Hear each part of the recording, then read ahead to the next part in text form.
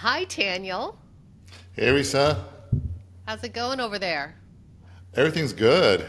Moved into my new office and getting ready for the season. There are a lot of prospective buyers that are coming into town in a couple of weeks. That is very, very exciting. For those of you who may not know, Taniel Chemsian is now part of Taniel Chemsian Properties, which I'm so, so proud of you.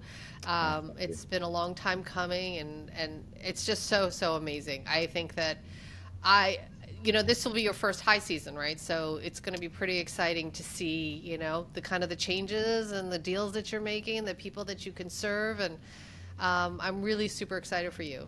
Oh, thank you, Risa. Yeah, it's been 17 years in the making. But we're here. We're finally here, so it's really great. No, it's so, so great.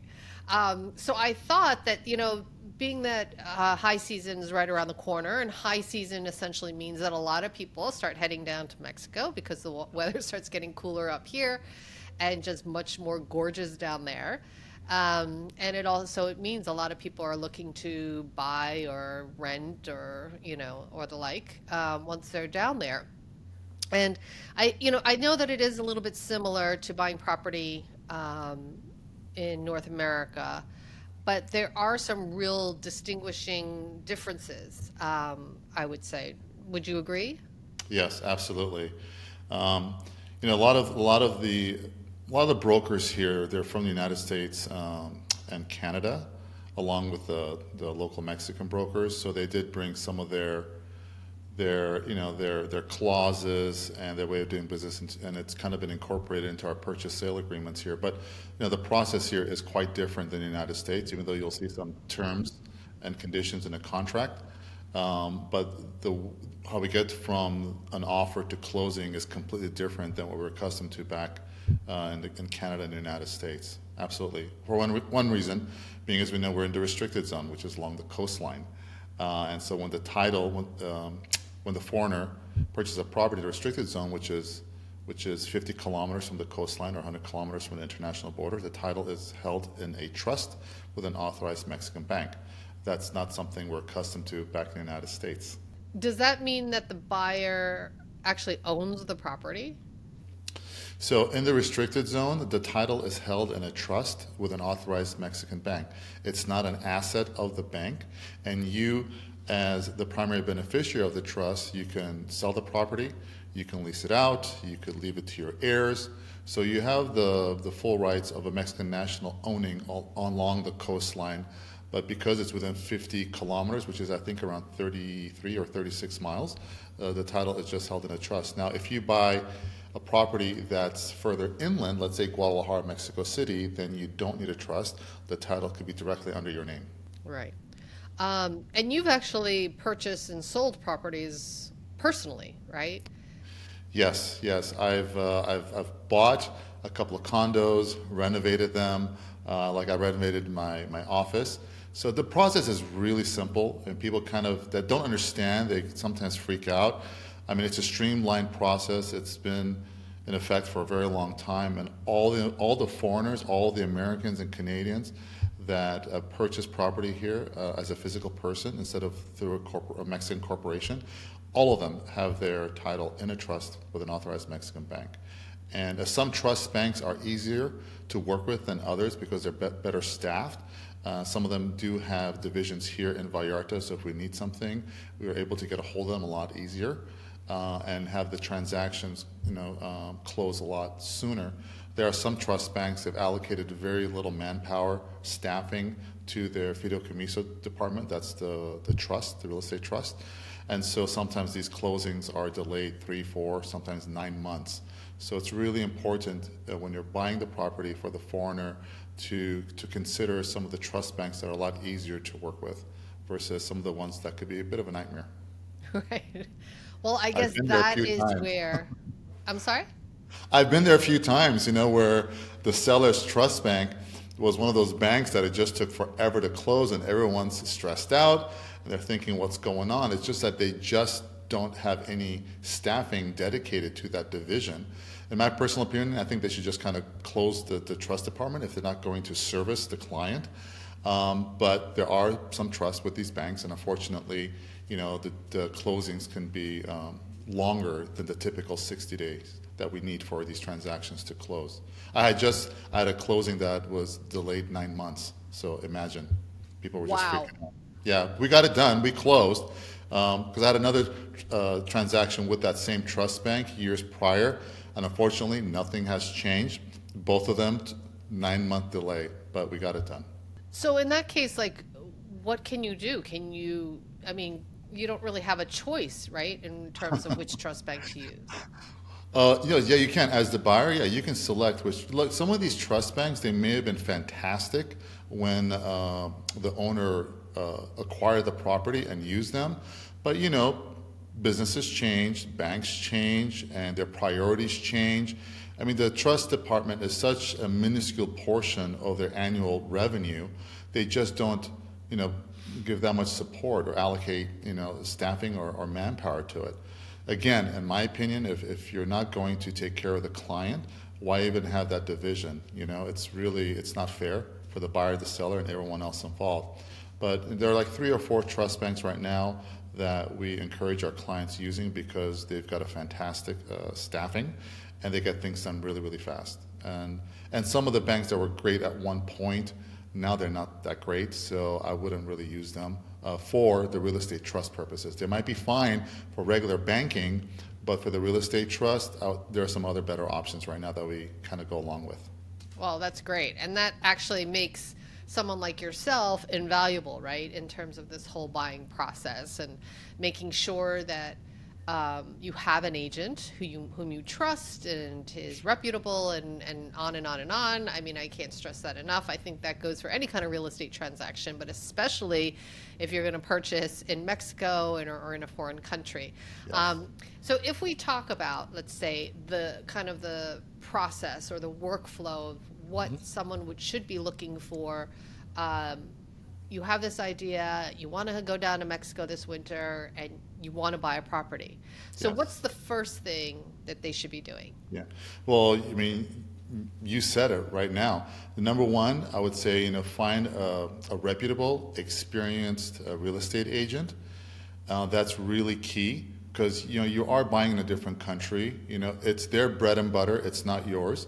So working with an experienced, reputable agent that works for a reputable agency that will have the resources and the integrity for them to just carry out this process for you and to explain things to you step by step. That's really key, having the right communication, right? Because the buyer doesn't know. Usually it's their first time buying in Mexico. So you want their agent to kind of go through this workflow, explain step by step how this whole process is going to play out. And then I would say, once you've selected your agent, number 2 is figuring out your budget. How much are you looking at spending?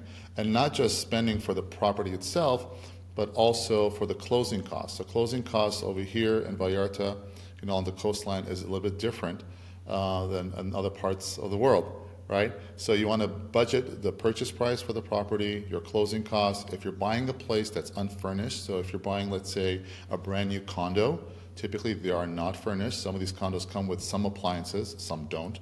So budget for that. Right? If you want something that's fully furnished or if it's going to be empty, how much is it going to cost to furnish this place? So once you've established a reasonable budget, then you can move along to the next step, which is creating your wish list, right? What do you want? In an ideal situation, what are all the bells and whistles you're looking for? And then matching that to how much you're looking at spending and seeing what's available. Do we need to cut a few things out? What are must-haves? And what are the things that it's not a necessity. It'd be nice to have it, but if that property doesn't have that, you're okay with it. So creating that wish list and your wants and needs, I would say, should come in like number three on the list. Right. Actually, just kind of going back to number 2 in terms of the budget, I do know that most home sales or condo sales in Mexico by foreigners are generally cash. But there is financing available. Is that right? Yes, absolutely. Right. So in our market here in Vallarta, the majority of our foreigners that are purchasing a home, it's usually their second or third home. It's a vacation home, and a lot of them are baby boomers. that are retired or retiring, so they've got the cash on hand, right? But we are experiencing a different type of buyer demographics. I would say in the last 10 plus years, a lot of younger people coming down here and buying. And they may not have, $500,000 or $800,000 cash sitting in the bank. They're working professionals. They may have, saved up $100,000, couple $100,000. They may have a house in the States or Canada that has equity now, because as you know, the property values have increased significantly in the last few years. So they might be able to tap into some of that equity, pull it out, and come down here and buy. Some people don't own a home, right, in the States, but they can apply for a mortgage in Mexico. And if they, fulfill all the requirements, and they can get a loan over here, and the bank will put the lien, on the property. That's great. That's so helpful. So I guess once you've decided you want to go and buy a property, you figure out your budget, you figured out your wish list, kind of your must-have versus your would love to have. Yeah. What would be next, right? So now you're probably searching for a property. Yes. So you have your agent. You figured out your finances, and you put together your wish list. Then, like in Vallarta, we have a wonderful MLS system. So if the region where you're acquiring the property, you want to acquire the property, they have an MLS system, then your agent can set up like an customized MLS portal. They'll plug in all your wish list items, price range, you want an ocean view, mountain view, private pool, common pool, all of that. They'll plug it in there so you can start looking at properties in the MLS online. Now, it's not very common to have an MLS system in Mexico, but some regions do. But for those that don't, and if you're going to be looking at properties online, be really careful, because some of these listings, they're outdated. The person advertising the listing, they're not the listing agent, So you want to make sure that who is the listing agent, is the information accurate, has the property been sold, so there are a lot of things to consider, a lot of red flags. And that's why you want to have your real estate professional working on your behalf. So if you do find some of these properties that are not in the MLS, to send those links, right? Or if you see in a publication, you're in town, you picked up one of the real estate magazines, and then you find a property, see an ad, send that to your agent so they can investigate to make sure that property is still available, and to look at if there are any problems with the property as well, right? Where it's located, is there like a school across the street? Is there a nightclub down below? So all of these things. So you want to make sure that the property is exactly as it's being advertised, and it's still available, and the price is accurate as well. That's great. That's great. So once you've decided, okay, I love this condo, I want to put in an offer, how does that process work? Sure. So let's say you found the property of your dreams, and you're going to put in an offer. So for a resale here in Vallarta, we have the Real Estate Association, which is called AMPI. It's the Mexican Association of Real Estate Professionals. So we have it's about as a standard template contract, and because a lot of our clients are native English speakers, from Canada and the States, we have our contracts in Spanish and then in English. The English side is always a courtesy translation in case you have to go to court. The Spanish side prevails. So, but it helps to have the English there, because again, most of our buyers, they're not Mexican nationals. At least in our market, we have a lot of foreigners, English-speaking foreigners. So you go through the contract. So again, your reputable agent should explain clause by clause, section by section, what all of this means. Right? You need transparency. You need to understand. I've had a lot of buyers, Risa, they look at the contract and it's like 12, 14 pages, and I'm going through it, right, line by line, and they're kind of flipping through, and they're like, Taniel, do we really need to go through this whole thing? I said, yeah. You're spending a few $100,000, yes, we're going to go through the whole thing. You need to hear and read and see what you're signing and what you are legally obligating yourself to. Right? It's really important. I know it's tedious, but we try to get through it, as quick as we can, and answer questions, because, down the road, you don't want something to come up and you're like, well, I didn't know that. Well, it's in the contract. You should have read it. Some people say, well, you expect me to read everything? I'm like, yes, I do. That's why I'm here to read this, with you. And sometimes our clients, they're not here, the buyers aren't here. So we do use electronic signatures like DocuSign. Then we'll have like a Zoom call, and I'll go through the contract via a Zoom call. Sometimes it's over the phone, or if they're here, we'll do it in person. But it's really important, give yourself the time, block it, and if it's going to take an hour, hour and a half to go through the contract, you need to go through the contract, right? Read the whole thing with your agent, and ask your questions. It's really important that you understand what you're signing up for. Yeah, no, I totally agree. And I think that that's amazing that you place such an high importance on that, because I could see people just kind of be like, it's fine, I trust you, whatever. Or, Yes. And then it having to come bite them, Yeah. in the ass later Yeah. on, which is not fun at all. Well, I'll tell you, I mean, that's another thing with the agents. Sometimes the agents are lazy, or sometimes there are a lot of agents that are new, and they don't understand all the terms and conditions, with that much clarity because they're new, and they're kind of shy or embarrassed to even kind of attempt to go through it with you, because if you have a question, they're not going to have the answer, and they're going to feel inadequate to say, well, let me find out for you. I don't know, because they don't want to look like they don't know. In reality, they don't. Right. And it's not their fault, they're new. But, it's really important. If they don't know, then perhaps their broker or another agent in the office that's been doing this for a number of years, who can sit there with you, with your agent, your inexperienced agent, and kind of go through the contract. That way the new agent will learn, and then, you know what you're signing up for. Right, exactly. So say you put in an offer, and then I guess that offer is accepted, right? What happens at that point? Sure. So let's say we're doing a resale contract. You're buying a condo. You put in the offer. You might have some counter offers. You might not. So let's say the offer is accepted. So what now? So now you have all these conditions, these contingencies, as we call it, in a standard purchase sale agreement. So what are some of these contingencies? So if you're buying in a condo building, for example, you want to get the deed to the condo building, which we call that a condo regime, right? And then you get the rules and regulations for the building, the financials. We usually ask for the financials for the last like 2 or 3 years and the current budget, and the minutes of the homeowners assembly meeting for the last couple of years and the current year, so you can see what they've been discussing. If there are any special assessments coming up, is everyone paying their dues? What's going on with the building, and how healthy is the building in terms of its finances? Are there any structural problems that they're dealing with? So all of those conversations that have come up in the HOA will show up in the minutes of the assembly.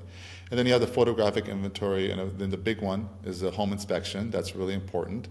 You have the home inspection clause that's over there. So once all these conditions have been approved, and you're good to go, and then you want to wire the 10%, the good faith deposit, into escrow. In Vallarta, we use escrow.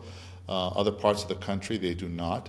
So don't freak out if you're buying somewhere else in the middle of Mexico, and because you say escrow, they're like, "What's escrow? We don't use escrow." So there are other mechanisms in place that people have been using to purchase property that does not involve escrow. So don't freak out. Just ask your agent, and if your real estate attorney, what are the mechanisms that are being used here to hold funds for purpose of purchasing the property. And that's kind of, you go through that, and that's going through the contract, the contingencies. So you move, you fund escrow, and then you wire the closing cost deposit to the notary or the closing coordinator. Closing coordinator is a third-party real estate attorney or real estate law firm that is collaborating with the notary, for the closing of your transaction. And then, then you go through a quiet spell, so it's quiet. The deeding is in process. All the stuff is being done behind the scenes. Some forms are being filled out. And then, when we're getting ready to close, so usually within 45 to 60 days, if there is a foreigner that's a seller and a foreigner that's a buyer, roughly 45 to 60 days to close for a cash transaction with a seller's real estate trust that is not one of those nightmare banks. And then just prior to us closing, you'll do the final walkthrough and then wire the final balance of the purchase price and the closing costs into escrow. And then the closing date is established. So you as the buyer will go to the closing, or you designate it like a POA, or if it's a new real estate trust, the trust bank representative can sign the deed on your behalf, so you don't have to go to the closing. And the deed is signed, and then you get the keys to the property. Then the notary sends all the closing documents to the escrow company, and they review, and then usually within 24 to 48 business hours, they'll disperse all the funds. And that's pretty much it. Easy, right, Risa? So easy. Actually, I have a question for you. What do I sign? Um, you mentioned a 10% good faith deposit. So is that normal? It's 10%. Can it be more? Can it be less? Is that something that's negotiable? And say you want to pull out of the deal. What happens at that point? Do you lose that deposit? Okay, good questions. So the standard here is 10%. It's not cast in stone. If you want to try to negotiate a different amount, you can. And if both parties agree, they agree. But standard, it's pretty standard here, the 10% that goes into escrow. So the way I like to have the purchase sale contracts written up, if I'm representing the buyer, is that to have the 10% go into escrow after all the contingencies have been fulfilled. Why? First of all, it's $750, around $750 to set up the escrow account, and that's a buyer expense, right? And if you do wind up, if you send the money into escrow and you haven't gone through the home inspection, you haven't gone through the photographic inventory, you haven't gone through all the contingencies yet, and then you decide to back out, you got your home inspection, it's terrible, there are a lot of problems you didn't anticipate that you didn't see, and let's say the seller says, well, I'll take care of it, but there are big issues and you're not really feeling that secure and you just want to get out. Well, you got your 10% in escrow. And the escrow is not going to just release that money to you. You have to sign an escrow disbursement letter for that 10% to be released back to you. And that escrow disbursement letter will have you, the buyer's bank information, and both the seller and the buyer has to sign that to release the funds. Now, if you get into a tiff with the seller about the home inspection or some other contingencies, and they don't want to sign that escrow disbursement because they're like, well, the home inspection is not that bad. I can take care of that. It's a superficial crack. It's not structural and blah, blah, blah. And you're just not having it. You don't want the property. You want to move on. Well, if the seller doesn't sign the escrow disbursement, guess what? Your money is going to be sitting there. Then you have to go through maybe some legal means to have the funds released back to you. And going through the courts, it could be a nightmare, right? Even going through courts in the United States. So I prefer the buyer fund escrow after all the contingencies have been fulfilled and you're happy, you're good to go, and then move forward. Right. Well, that's really smart advice. Oh my God. So as we kind of wrap this up, I think that buying real estate is a really big deal in general, and then buying real estate for the first time in Mexico is a huge deal, and a dream for so many people. Actually, before I ask my question, I do want people to know that Taniel and I and healthcare consultant Pamela Thompson offer a free webinar, and it's called Dream Retirement in Mexico, and basically Taniel goes through some of the things that he talked about today, but more on buying real estate. I talk about some of the more popular places that expats are retiring to in Mexico.